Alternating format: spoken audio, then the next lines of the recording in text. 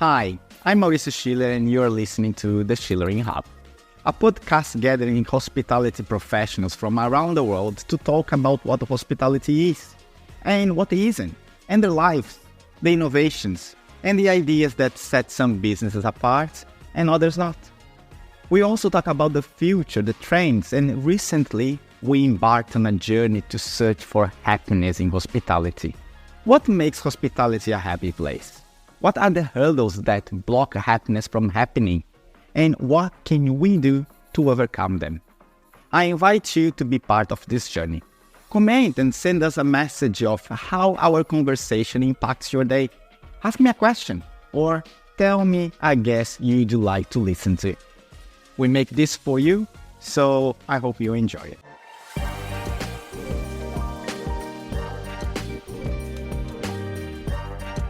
Hello, lovely people, and welcome to another episode of the Schulering Hub Podcast.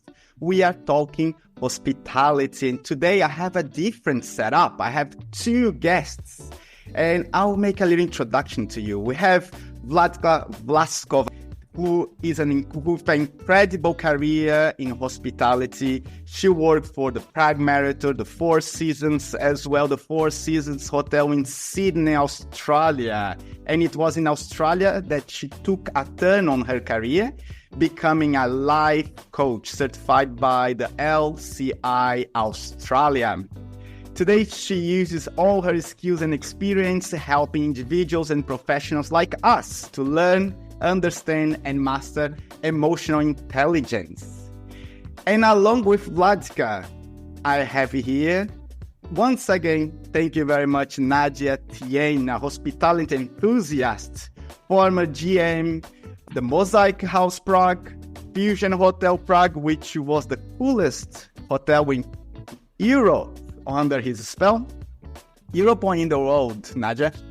Europe. Also, the Moods Boutique, Icon Hotel, the list goes on. Please just connect with Nah-Dja on LinkedIn and see all his amazing journey through hospitality. But today, Nah-Dja is a consultant for Jan Hospitality in the Czech capital, Prague. And thank you very much, you both, for being with me today. The agenda of our podcast today will cover the fundamentals of emotional intelligence and parallels with hospitality and hospitality leadership. It's all part of our search for happiness in hospitality. So thank you very much, you both, for being part, accepting this invitation, and taking this journey with me to learn a little bit more of human emotions and hopefully bring a little bit of joy to our people in the industry. Today, I will start with Vladka. And Vladka, let's talk about what is emotional intelligence, please. Well, that's a big question. It's a big topic, so I can talk really many hours about it. So I'll try to simplify it and get to the core of the topic. And also, when we say emotions, that people get kind of scared, I would say. And I would like to define first that also the difference between IQ and EQ. So IQ we all have as well, and it's measurable, and we use it, and it's very important. But what EQ stands for, it's also emotional quotient, and it goes along this IQ. And both are complementary, and they really need to be next to each other. It's not or either. It's you must really have a certain baseline of IQ to understand what EQ is, what it can do for you, and how you can develop it. And the simplest definition, I would say, is being smarter with your feeling, or in other way, that it's the ability to use the emotions effectively. And I would also say to the longer definition that it's the ability that we recognize our emotions, we understand them, and we are able to manage them. and not only our own emotions, but as well as the emotions of others.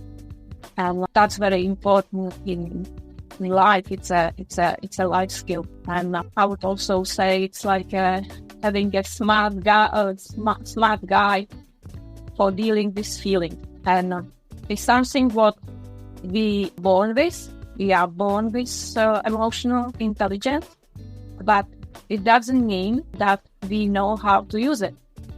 It's a skill which needs to be developed, and it's like a muscle. And everything what we want to be good at, we need to practice every day. That's how I would describe it to make it more understandable. Yes, and you say now like that we are born with it and we need to practice like as a muscle. But would you say that some people are more linked to have more sensitive on the emotional intelligence than others? Or is something that is basically we are born and we develop and that's how it is? We are born with it and it depends how is it developed. And so it starts at every age. And everyone who has small children, then that's it. That's the best start to really practice with them, to talk about their emotions, because if you look at the small child, it's a very natural way of expressing it. And then throughout the life, it doesn't go away. We still have them, but of course we are getting older, then we are pushing it away. But when we learn from the early age to name it, because the child doesn't know what's happening, they feel it, so they express it. And that's where it starts to just recognize that's what's happening to you, that's what you feel in this situation.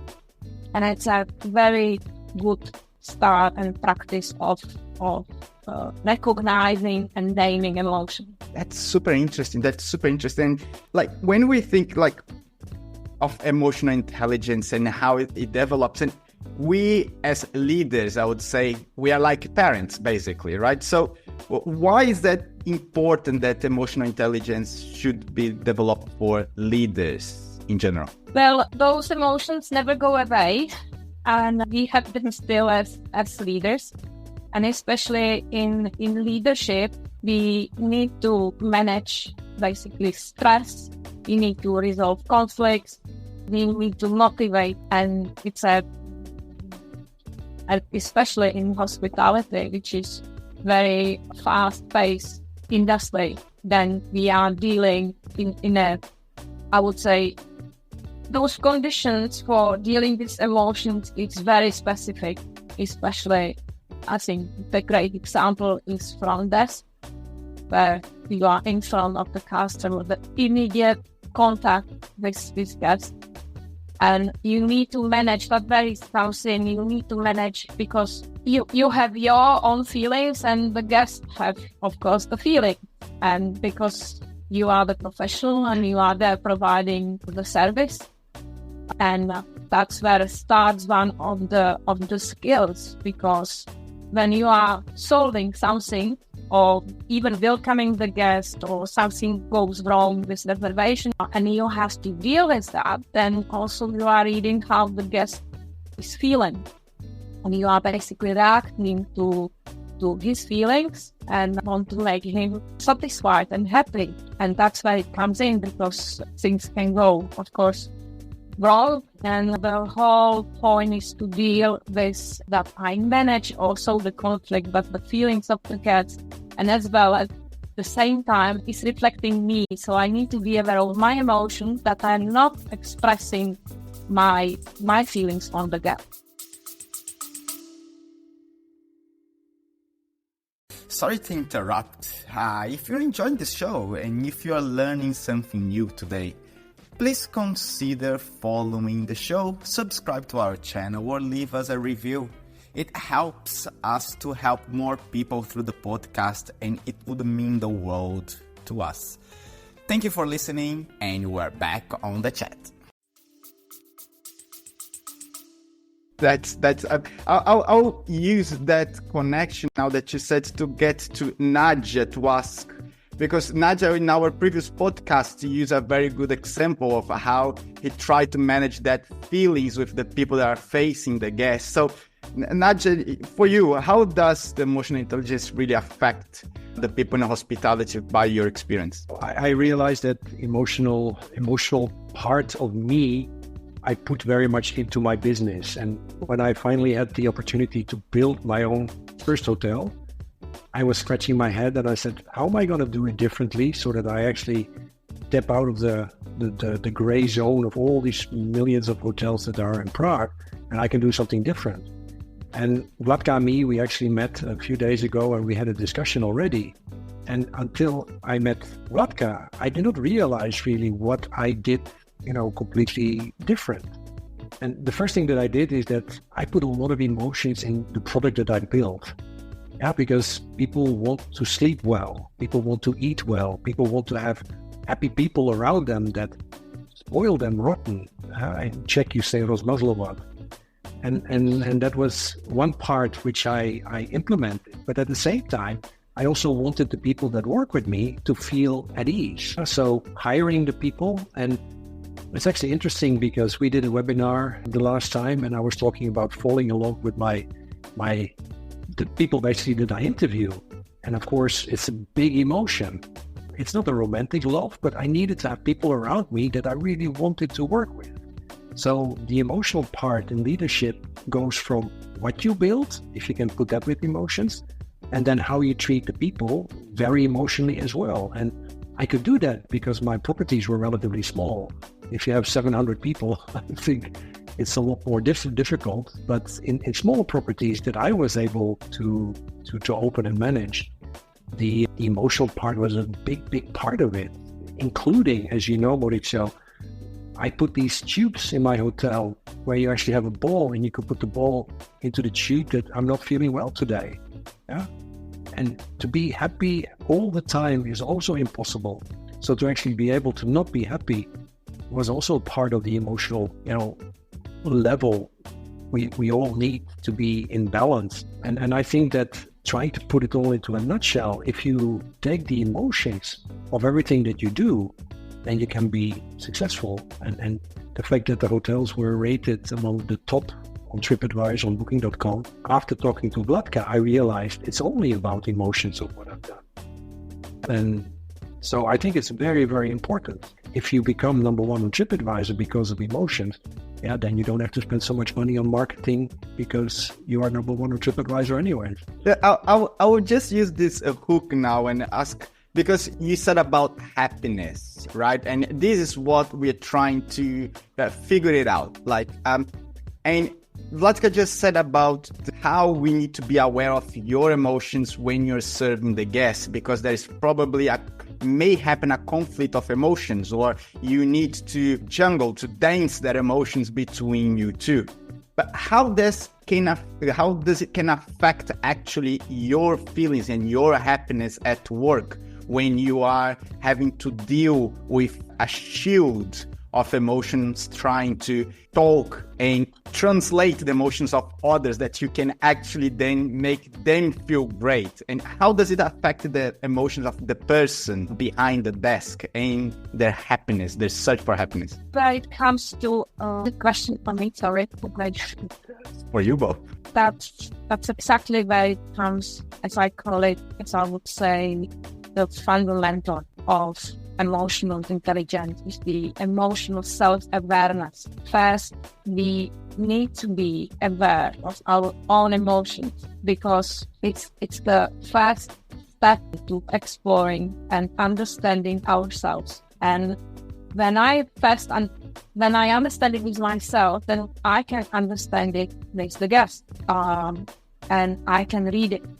How I would read the emotions of the guest if I would not be able to read my own emotion? So that's why I say it's really important for everyone, and also for our mental health and hygiene, mental hygiene and well-being, to understand my own feelings. And also when we are in the situation as we are in hospitality, it's really, as we all know, really fast-paced industry, and you don't have you are in that right moment. You've got the client just in front of you and you have to solve it now. It's not that you take time, you go away, you think about it, and then you come back. You have to solve it on the spot.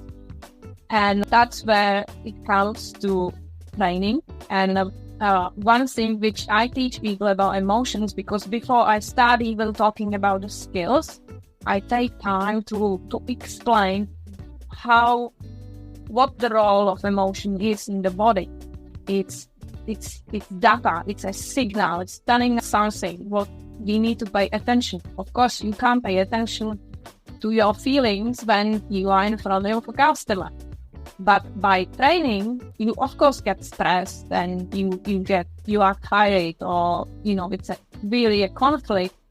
So you of course, although all your feelings starts to go on, but when you are aware of it, and only then you able to name it.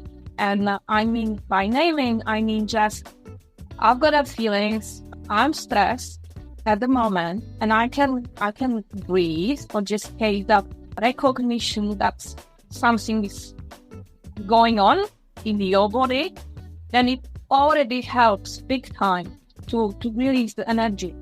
Because what happens when people are in the stress or in the meeting, which is very important in solving that conflict, as the stress is raising up, and you would be pushing your feelings aside, or you don't know what to do with them, then you are basically losing your concentration. Then all can go wrong, because you are taking so much energy on putting that emotions away, rather than, okay, I'm feeling it, I know what to do with it, and when I have time, I will just go and somehow release it. When I'm away, I can of course do it in front of the customer. So that's where that comes to that personal training and awareness of what's happening, and recognizing, okay, I'm stressed. Why I'm in stress? How can I work with that? Very interesting. You have something you want to say before? No, I'm listening to Vladka, and I'm thinking about what happened in my career and what I did, because I broke through quite a lot of barriers. If I would be able to build my own hotel, the first one that I did, I also did things that are absolutely not common in the hotel business. I wanted the people that work with me to be as much as possible themselves.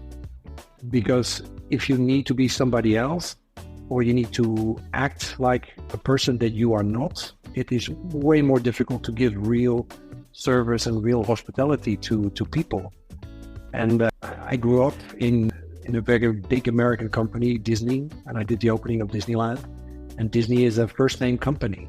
So within the company, if you're GM or you're a waiter, everybody is called by the first name.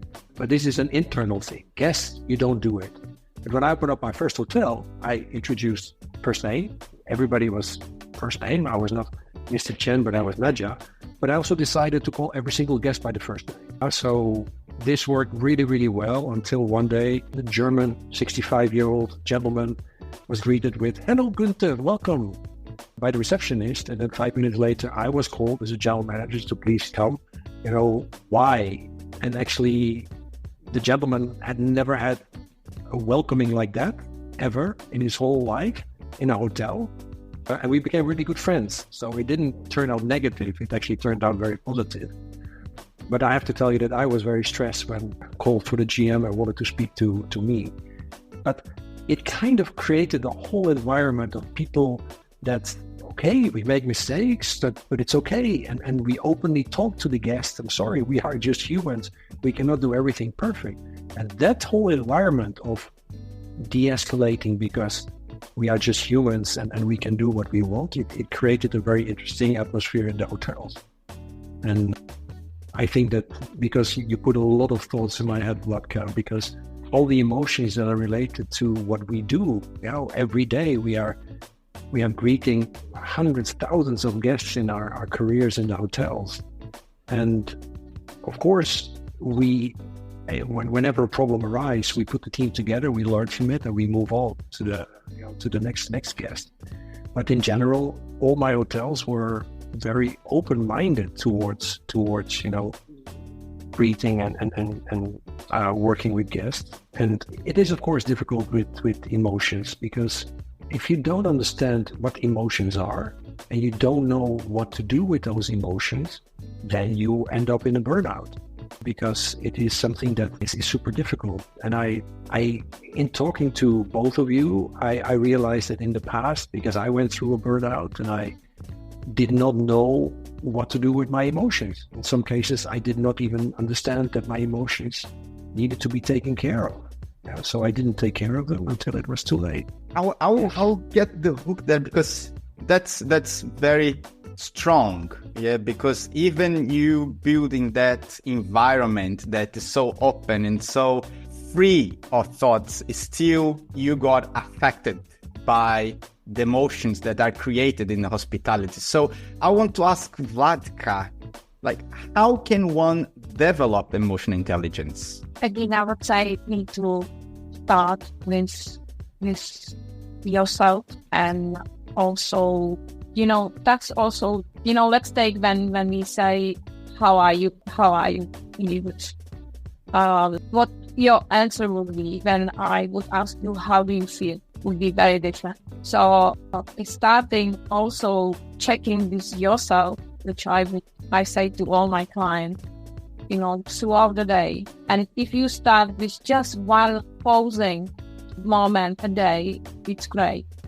Just stop yourself in whatever you do and ask yourself, how do you feel? How am I feeling right now? And that's where this whole process, and because then when you start to doing, it's like really in every exercise, every sport you do, you need to train it. So it's difficult. And that's what most of us do, because, and especially, I would say, especially in a hotel, it's you push it away because you are in a rush. You have a lot to do. And as we are rushing, then we forget. So it needs to be first just starting with yourself. How do I feel? And being able to stop. And once we learn it may change so many things. Then, because you become that's again to what we mentioned before.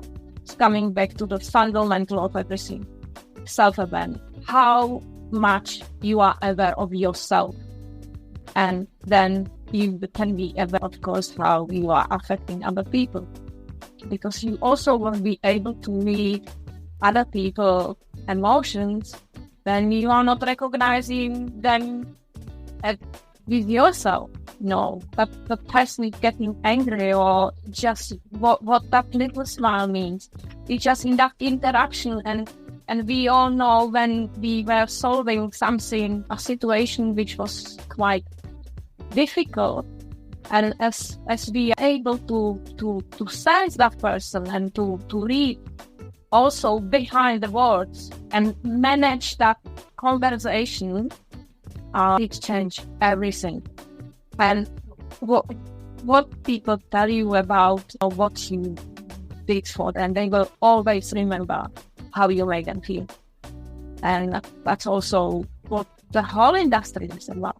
We are creating the feeling, but first you need to understand how you feel yourself. Super interesting, and Vladka, what you're saying about learning by really labeling the emotions that you are having. Do you have any type of exercise that you normally tell people? Because labeling, I try to do, it's quite tough actually, for me at least, try to label what I'm feeling. I tried, I think sometimes, and then sometimes I get a little bit more stressed because is there any way to learn quicker, like an exercise to try to understand the labeling of our feelings? The good start is to write a diary, at least to, I can imagine there is no time, to stop throughout the day, especially, busy at work, to stop and write all feelings you have. I mean, you've got lots of feelings, and you don't also feel them as one. It's always as a mixture of feelings. That's also what I teach people. I use the Vladka model, which is like, it's a palette which the painters use. And that's nicely show how the feelings are mixing as well. And you feel them, you can name it as they are at very high intense as well. That's the basic emotion. So I would recommend, and that's what I do with my clients, to start to take a diary and at least just in the evening write down at least one feeling you had or the whole situation, which we then can break down into your feeling, your thought, and your action, which then you can further work with that. I mean, if we then go further down on the way on developing our feelings, thoughts, and actions, that's all connected. So that's very first step. And if you are looking for the words, it's helping also that I can send, I have a vocabulary. We can use a vocabulary. You can use, I also have cue cards, which I develop, and I'm using that with clients as well. And it helps, sometimes you can find a picture and you can find a word, and you can express it with these both, because also how I'm reading that emotion, you can read it differently. We are reading the emotions different. So sometimes picture, how you felt, and you name it for yourself. I think it's very important. Sorry, Mauricio. I think it's very important, Vladka, that in a career, especially in hospitality, that there is some form of what you are consulting woven into the leadership, because a lot of people don't know what their emotions are, and they are not able to describe it as you mentioned, or even to paint it, and those we're going to say little steps, but to start journaling and to start writing down how you feel and find the connections between feelings and stress levels and all that. I think that is a very good thing to be part of the whole curriculum of being a leader in hospitality, because you need to feel it from yourself, but you need to also see the red flags in the people that you work with. And I call it red flags, Vladka, because I think I ignored my red flags a long time until it was too late. So only then somebody pointed the red flags out to me, and I can only now do something with it. So I think what you do is a very important thing in hospitality, to find out what the emotions are and learn how to deal with them. I interrupted you, Maurizio, please. No, please. I was just saying that how interesting it was. And one thing, when you said, Vladka, the importance of journaling and the time difficulty, one thing I have to say is the experiment I started last month, that I used GPT. I trained GPT on a journal. Yeah, I asked it, do you know what a journal is? And then so can you structure how to journal? I don't know how to journal. And then the GPT taught me how to journal. Then I actually got the microphone and I just spoke my day according to what GPT said that I should do. And I just spoke to it, right? So I spoke for about 1.5 minutes or 2 minutes about my day. And GPT turned that into that structure of the journaling. And the interesting part was that in the end, it makes a little reflection, a positive reflection on your day. But in the end of the month, you can ask to analyze that and say how my month went, what can I improve? And it helps you to see. I know it's really weird, but it's actually a great tool to go back. And when you don't have a lot of time to be writing a journal, I don't know what your opinion is on that, but I found very interesting as an exercise. I don't know how effective it is, but I found very interesting as an exercise. But I want to go back to Nah-Dja, because before, Nah-Dja, you're talking about your burnout, and this is something that happens in hospitality quite often. We keep hearing people that left the career because they just couldn't handle it anymore. Sometimes it's work and life balance. Sometimes it's just this emotional. But what could you tell our listeners that we are hospitality here, that what could you tell about burning out, about identifying the signs that you just said that you kept letting it go until it was too late, and how it was for you, and how did you come out of it? I think my career is very atypical, because opening up a hotel is one thing, opening up 12 of them is, I don't think many people do that. And you can imagine when you open up a hotel, it is 24 hours a day, 7 days a week, it is all the time. I have to say that I don't think that my burnout is related only to hospitality, because if you like what you do, some things are just not a bad thing. In my case, it was private, it is losing loved ones, it is many, many things. But I also realized, especially after COVID, that a lot of people become more open on this subject. And to talk about it, I think is very important. I'm happy that we talk about it today, because the first thing is, don't keep things inside of yourself. You need to let things out. If you are overwhelmed with emotions, you need to do something with those emotions.